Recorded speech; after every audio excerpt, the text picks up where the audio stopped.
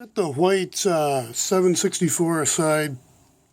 Figured time to assess the Senior Futura 900. And observations I found on top, kind of stiff. Most of the mechanism, nothing's really stuck. But I noticed when I was wiping down the feed dogs, some black chunks came off. So they're that polymer surface or an old rubber surface. So it's degrading, rubber polymer. Now, on the bottom side, there's only the center screw and the 2 feed screw. That looks like there's, 1, 2 screws that could have been present that weren't present. And then on this side, the 2 feet screws were missing.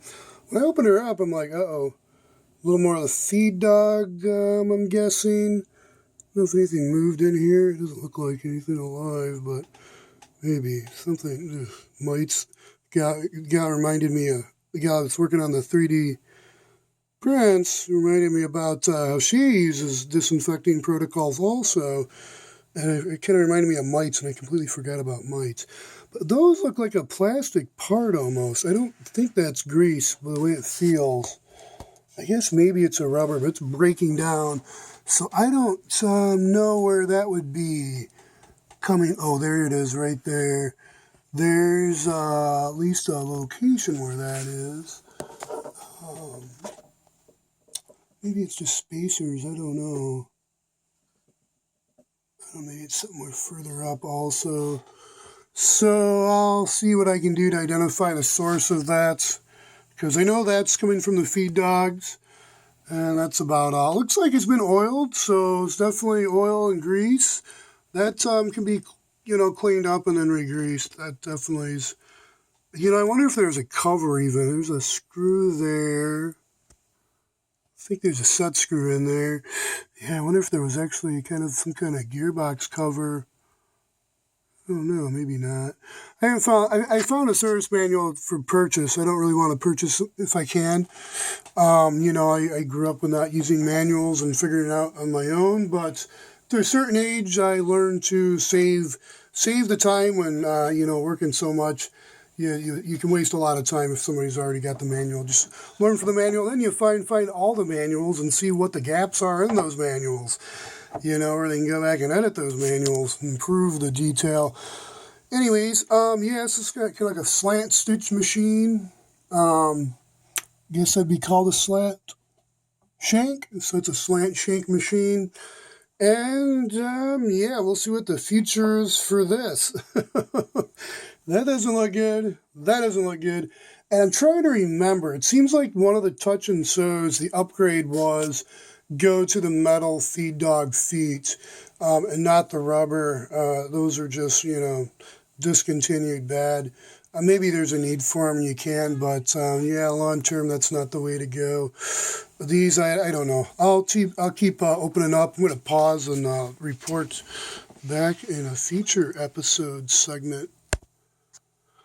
Okay, this is one of those. I'm going to read the manual. I think I've kind of figured everything out except I can see it's moving. You see that little red line there? But I don't know, do I need to push that down? Or I don't know, this is plastic. I'm going to break stuff. I'm a guy. I'm like, especially now I'm like over 210, 6'1". I mean, I'm not, anyways, I'll break stuff easily. So, I'm going to read the manual and figure out how to oil and where the oil points are on this, because I don't quite exactly see how to get that back cover off. I'd like to get the back cover off because I need to get that switch in place so nothing, at least I'm confident, so the belt and nothing's in the way with that falling back in there. That shouldn't be falling back in there. Looks like it's some kind of mechanical lever action that goes down to that switch. I think I showed that in the video before. This might pop out, I wonder. I don't know. This is kind of, I don't know. So I'm going to read into how this operates. I think I figured out by hand rotating the hand wheel that you press that down, that's reverse. Press down, rotate, that's your stitch selection. All this, tension, width. I think I've already figured out how to thread. It looks like super simple. you know, and comes back down. It's like nothing too complicated. Very easy. Looks like an easy machine. The stitch width.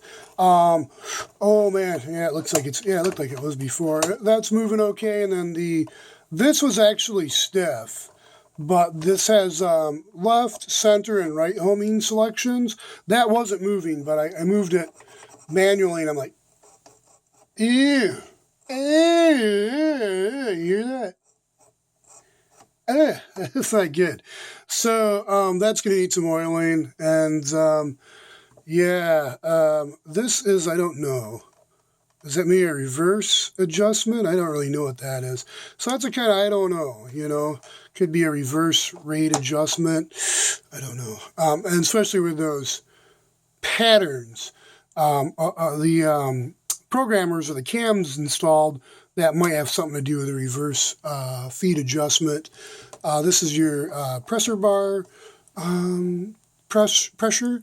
And yeah, that's about all. Nothing super complicated. And 6 minutes, we're going to call it good. Be safe, stay healthy, and God bless. Bye for now.